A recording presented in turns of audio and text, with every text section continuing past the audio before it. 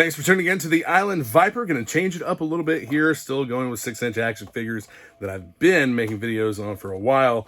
But Action Force, the Valaverse Action Force. Here we have the Desert Warfare Republic Guard female action figure and the gear pack for this figure. Price point comes in at $21.99 for the basic figure by itself. And I'll show you what that figure comes with. And the gear set, yes, I'm looking at the website right now. The gear pack is $12.99. And on the back, it shows you everything that it comes with. And we're going to bust all this stuff out and get this figure geared up and get her in a case. No, I don't have Action Force cases, so she'll go in a G.I. Joe background case. Shipping, I believe, for these figures is like $8. So if you were to purchase just this figure, you're going to be looking at $21.99 plus tax and $8 for shipping. I don't mind paying a little bit more for boutique style figures. That's what Action Force, in my opinion, is. They are an independent company, and it's more of a boutique type toy. They started with a Kickstarter, and I'm sure everyone looking at this video, everyone knows the story behind Action Force getting started, so we won't get into that. But anyway, we are going to open up this figure and take a look at everything that the basic figure comes with, and take a look at everything the gear set comes with. Man, I will say that I wish that some other toy lines would do something like this. Maybe expand a little bit with accessories in the basic figure, but also gear packs, mission packs, things like that are awesome. I love that stuff. Super Joe Unlimited. The name escaped me for just a second. Super Joe Unlimited. They are in like a Mego scale style, 70s themed G.I. Joe for all intents and purposes, because Super Joe was G.I. Joe. But they also have mission packs available for their figures, and they have a really nice line of figures. I haven't made a video on those yet, but I will make a video for Super Joe Unlimited. Anyway, let's get cracking on these Action Force figures. Cut right through the tape here on the back and pop it open. What else is in here? Nothing else in the box. We have a file card on the back here. File name, Various. Primary specialty, 11B infantry. Secondary skills, special ops. Birthplace, Various. Rank, affiliation, Various. Republic Territory Guard. You know what the Republic Territory is if you follow the comics or if you've read any of the comics. I need to get everything after issue 5 pretty much, but they're not on Kindle yet. In the wake of the collapse of the Union, state governors and military leaders faced a dilemma. There were federal military installations and personnel present within their borders and cut off from any formal chain of command. State leadership acted swiftly, converting their respective military units into a new Republic Territory Guard, which would be responsible for security operations with the borders of each republic. These men and women would conduct security patrols of border zones, both by air, land, and sea. Though forbidden from operating outside of their republic's borders, they could conduct combined operations with neighboring republics if needed. Faced with a new threat in a new era, the Territory Guard are all that stands in the way of freedom, and demise. I'm not sure what that last sentence actually means. The Territory Guard are all that stands in the way of freedom and demise.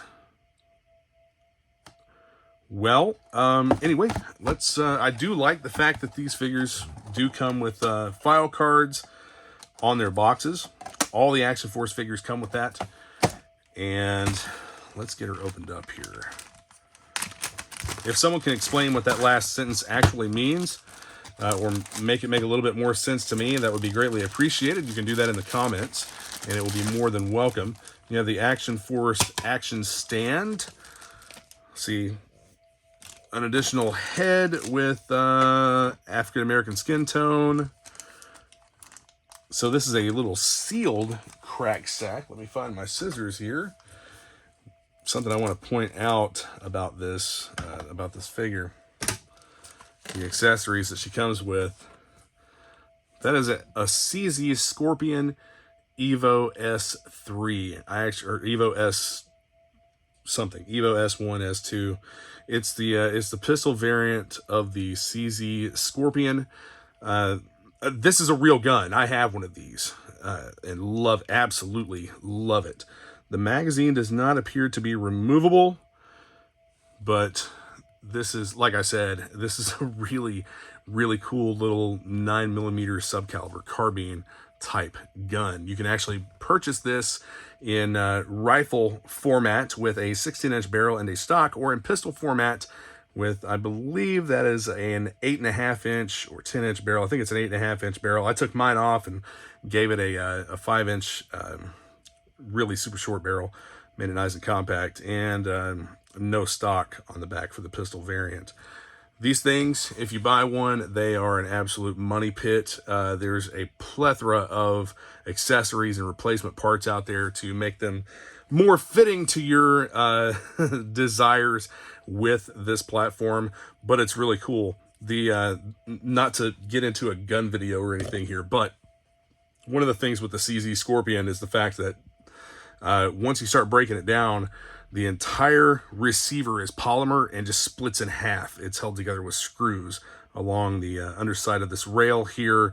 That's a full-length rail on top of a full-length 1913 Picatinny rail. You have iron backup sights. They're actually steel backup sights, front and rear, and just tons of options with this little gun. It's an awesome platform, and I think that it's really, really cool seeing this come to an action figure line, especially considering the fact that it's a very accurate scale representation of the CZ Scorpion. I love that. Here we have the extra hands. I don't really care much for the extra hands that come with Action Force figures. I don't have a lot of use for them. I think the plastic could be better used, making more accessories, more weapons and whatnot for the basic offering, like maybe a knife and a sheath, or a pistol and a holster, or something of the such. And you can still include an extra set of hands. You have the closed fist hands here. You have a set of open hands. Don't really know what these would be used for. And then you have another set of gripping hands that are slightly different. They don't have the trigger finger. It's just a gripping hand for like maybe a knife or something. But the hands that are actually installed on the figure do have the trigger finger elevated there so that it will fit in the trigger guard of a gun. Articulation for this figure, you have the standard calf rotator, the quote-unquote boot cut right here. You have the typical ankle rocker, and you also have a rotating cut at the hip, and you have the drop down hip joint here in the waist. The waist is comprised of, I believe, is this solid? This one actually may be solid. Yeah, this waist is solid. Usually you have a blank buck with a quote-unquote diaper that goes over. It's just a cover that fits with that character, that figure. You have articulation here at the waist, and you also have a wide range of motion in this this figure's torso chest articulation here. And the neck is one solid piece that's fused. It's all part of the torso here. You have the little disc in there, and that shows, let's see if we can get this head popped off here. Okay, so you do have the ball and socket joint. The head, the ball plugs into the head. I'm not sure what figures might be interchangeable. I would assume that any variety of the female figures using this buck would be able to interchange heads. Not sure why you would really want to do that other than just change the skin tone, but I'm also not 100% sure if all figures use the same size ball and socket joint for the head. It'd be really cool if they did. It could make for a lot of interchangeability there. No butterfly joints on this figure, but the chest is cut pretty deep here, so she should be able to hold a pistol and aim properly. You have the bicep rotator, and then you have the double jointed elbows. The joints on these figures are really tight, and it is suggested to use a heat gun. I haven't really taken a lot of these figures out of the packaging except for the green Delta Troopers, and I used those to make some customs with Gridiron Studios kits. So, man, that feels, I don't want to, that's super tight, and I'm afraid that I'm going to break it if I try to articulate that ankle. So the ankle is one of the things that we're going to use. Let's see what everything else feels like. Elbows are good. That wrist is a little bit tight, not too bad. The knees, oh, those knee joints are really, really tight. So I'm going to heat her legs up. I do have a heat gun here. Yeah, so did you hear that pop? That's how tight these shoulder joints are, which I don't mind that at all. I just don't want to feel like I'm going to break something whenever I take it out of the box. That drop down joint here, you can see inside the crotch, allows for quite a lot of leg and hip articulation. So let's go ahead and get these here. Okay, so that has loosened it up quite a bit. I don't like doing that at all. Yeah, that's not preferable to me to use a heat gun on these figures. So, but it did loosen up that ankle joint there quite a bit, enough to at least be able to move it without fear of breaking it. It's still very tight. Might use a little bit of mineral oil lube in there to just work it back and forth and see if I can improve the articulation in those joints. But overall, I mean, she's good. Her legs are hot, but yeah, that's it's not like I can't handle it hot. You know, I'm not going to heat it up that much, but I did get a decent amount of articulation out of it. And you can set her down and kind of like maneuver how you want the feet and things to be here. One thing that I'll point out on the legs, the shin guards are kind of offset to the inside for a shooting stance, or like where she would be down on her knees with the shin guards like this.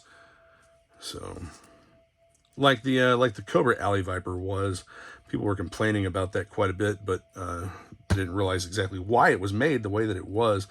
But she stands on her own. She's not loose or anything. That's one good thing about these figures. They're probably not gonna just fall over. And then you have 4 different pegs for different poses on this action stand. And the action stand also has a slot cut across the back of it so that you can affix the file card. If you cut the file card out, it'll set right back inside there. That's pretty cool. That's a throwback to some older G.I. Joe Funskool figures. They had that feature in some of them. Not all of them, but some of them had that feature. There she is on the action stand.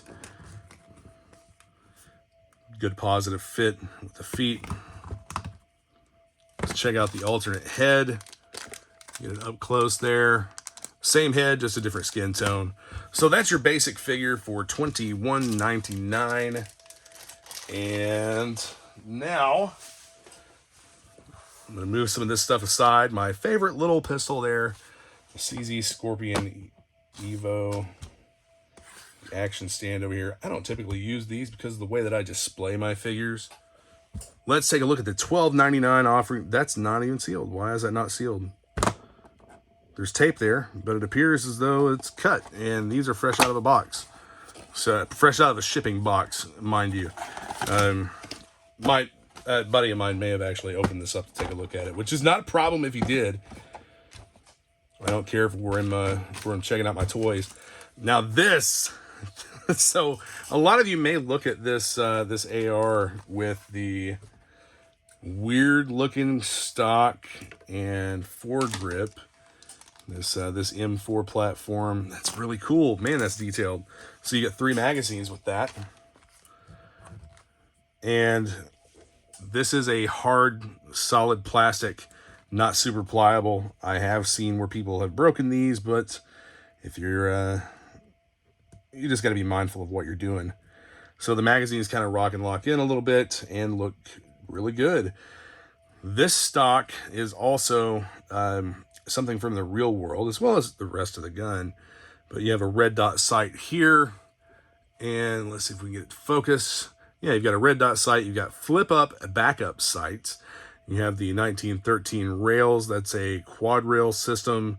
But the Hera Arms CQB stock and foregrip. I used to want one of these so bad, but ended up never getting one just because it didn't really fit any of the stuff that I was doing with my guns or when I would go out shooting. So other than just having it for the being cool aesthetically, I just never ended up getting one. But I may. They're still available. These stock sets are still available.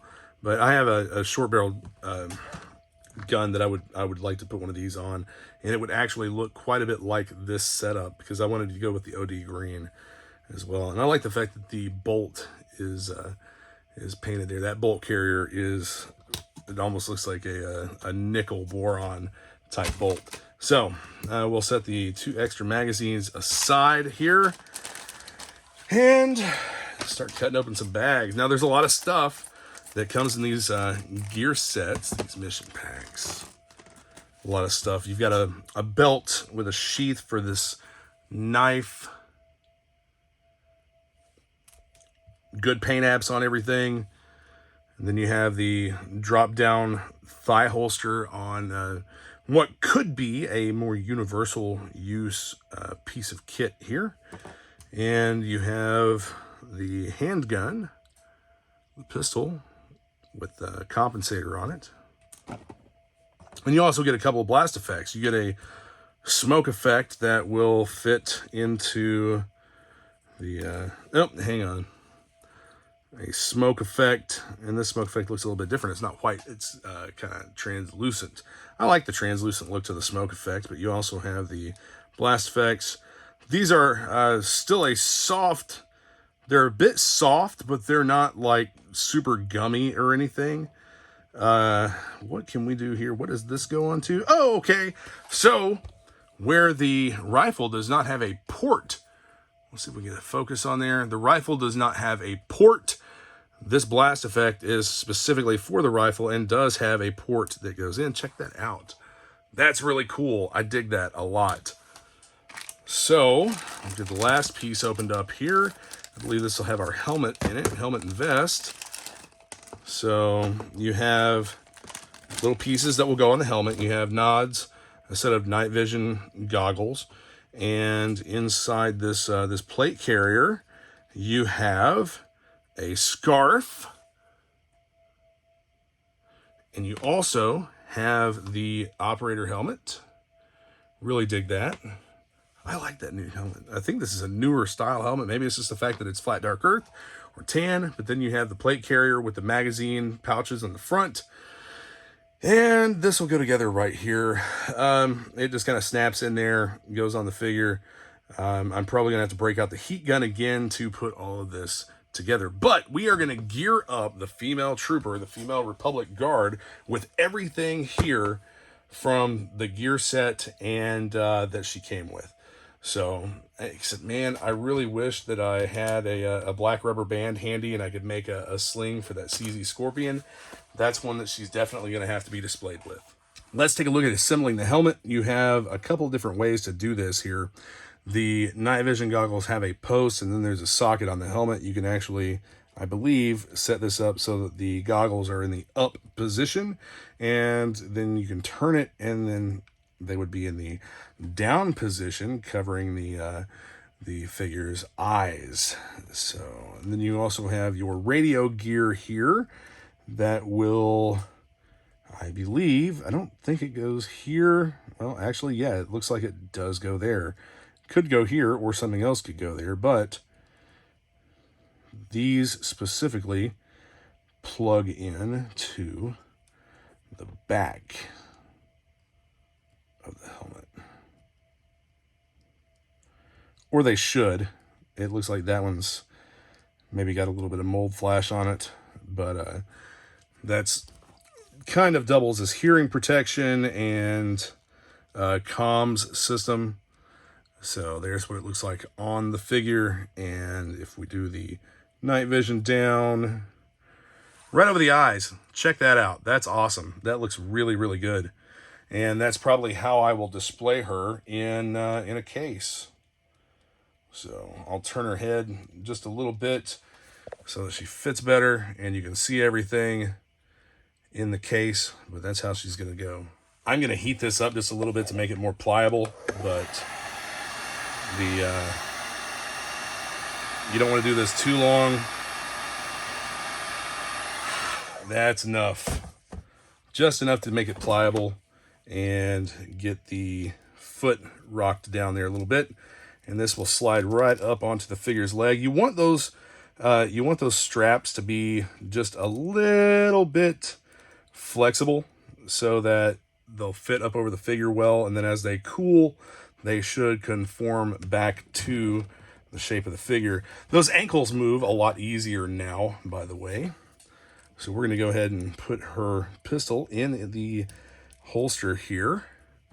Fantastic. And let's take a look at this piece. How are we going to do this? So she also needs her belt on. And in order to put the belt on, we're going to have to pop at least one of the legs off, I think. And I'm going to try to do that without snapping it. Came right off without a problem. Super happy for that. Hopefully, I don't have to remove the other one. And the way that you're going to want to orient this belt is so that the knife in the sheath can be drawn from either side. I prefer a right-hand draw, so that's how I'm going to try and orient this on the figure so that the knife handle, the blade would actually be facing in the upward direction. So if we can get that on without heating it, and we did. So there it is behind, and she could just reach back and grab it like so. Let's get this leg popped back on. Let me find the socket. There we go. Leg is back on. Belt looks good, and it fits quite loose. I'm not sure if I care much for that. It needs to be positioned down just a little bit over the waist in order to be tight, like so. And I'm going to knock over my camera as I'm trying to move around here. But that puts it down over the waist where it's a tighter fit and it doesn't flop around. So let's look at how this is going to go on. We're going to pop her head off. And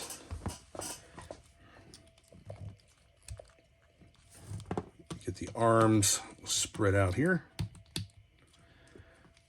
This should go just like so. I'm going to turn this arm up like that.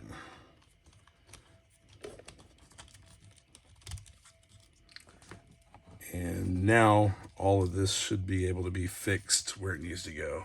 Now that the vest is positioned correctly, you see these posts and ports back here. That actually just pushed right in without a problem. It feels like it probably won't just come back out randomly. It's in there. I felt it kind of pop a little bit. I know that the first iterations of these vests were pretty tight and you had to use a pick or something to kind of force those tabs together, but I don't think that's necessarily an issue anymore. So she's going to be a really good looking figure, I think. Get the head pop back on here.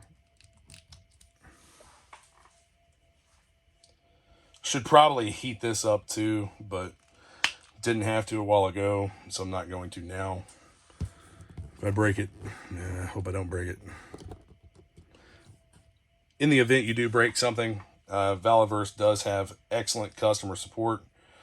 Now that I've got that belt pushed down a little bit, it's not going to really, I don't think it's going to go anywhere. And it's kind of hooked under there, hooked under her first belt. It's a gun belt. It's supposed to be worn a little bit looser than that anyway. But anyway, she looks pretty good overall so far.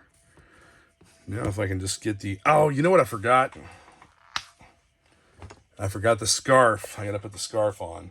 So you pop the head off and put the scarf on like so over the neck, and then you pop the head back on. And she still has full range of movement and everything. I like the way that fits. It looks really good. I'm digging the scarf.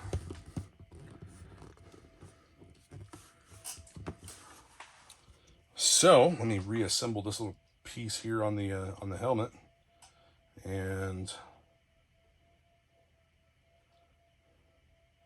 I don't know of any other accessories for these helmets. I don't know like what these ports up here would necessarily be for, but we're going to put this helmet on and with the nods down over the eyes and kind of turn the head a little bit so that you can see all of that. And that's how she's going to look. I'm going to get her position here to hold that CZ Scorpion.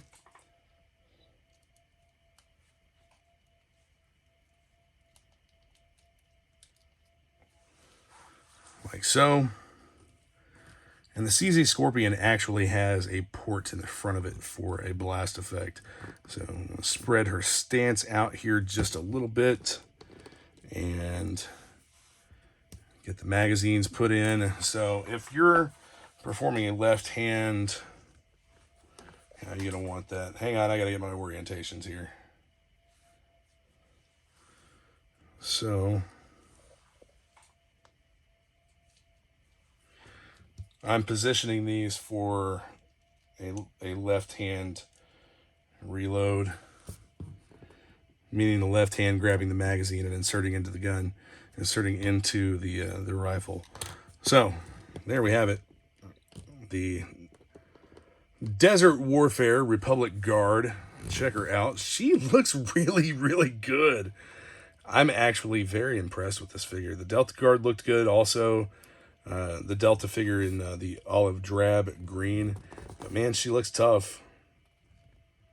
She does look tough. Let's get everything bagged up and get her in a case. And I don't know if I'm going to cut that file card out or not. I'm probably not going to, but I'll bag everything up and put it in a clamshell case. There she is in a clamshell case with a card back.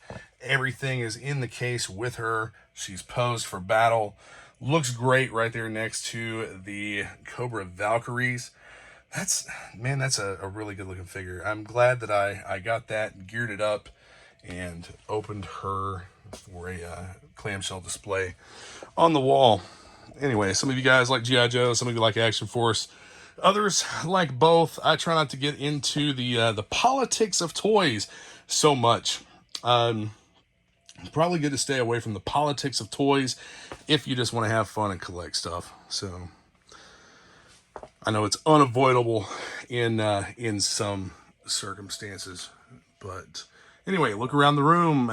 Transformers, Marvel Legends, all this stuff. I might actually see about making some Action Force card backs for the Action Force figures that I have. Here's another one another Delta figure that I used a Gridiron Studios kit with. Let's see what else I got hanging here. I don't know if I've got a couple more. I've got that Night Ops Steel Brigade there. And what else did I have? I've got another one down here. Check this guy out. I like that figure. I like his loadout. Thanks for tuning into the Island Viper. Be sure to hit that subscribe button, the like button, and the notification bell. Comment, share, let me know what you think. And check out the description for links to useful things, Facebook groups, sales, Amazon links, etc. Anyway, thanks for watching. I'll see you all soon.